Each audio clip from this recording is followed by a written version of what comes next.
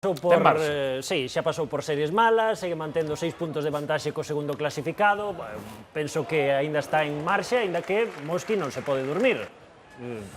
Iso por suposto. A ver, este equipo de Burgos a min pareceme un equipo dificilísimo.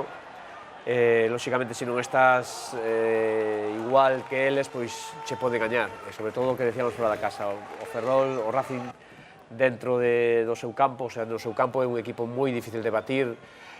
Mantendo ese colchón vai ser difícil que se lle escape o primeiro posto. Bueno, pois xa vimos, 15 primeiros minutos de despiste, marcou Fito Miranda, despois o Racing custoulle moito coller o fío do partido, pero aínda así tivo boas oportunidades, non entrou o balón, boas intervencións do porteiro do Burgos, e no minuto 15 da segunda metade, e a seguinte xogada, fixo o 2-0. Non sei se Lupe se atreve a falar de futuro do Racing, velo como candidato ao ascenso. Eu penso que o Racing vai ser campeón de Liga. Despois hai que dar ese paso. De momento vai ser, penso que campeón de Liga. Iso é un paso moi importante. Hombre, para mí é importante que o campeón de Liga sea un equipo galego. Quero dicir, permíteche ter dúas opcións na fase de ascenso. Sí, algúns perdémola, porque... Pero así sabe mellor despois o ascenso. Sí, eso dicía todo o mundo.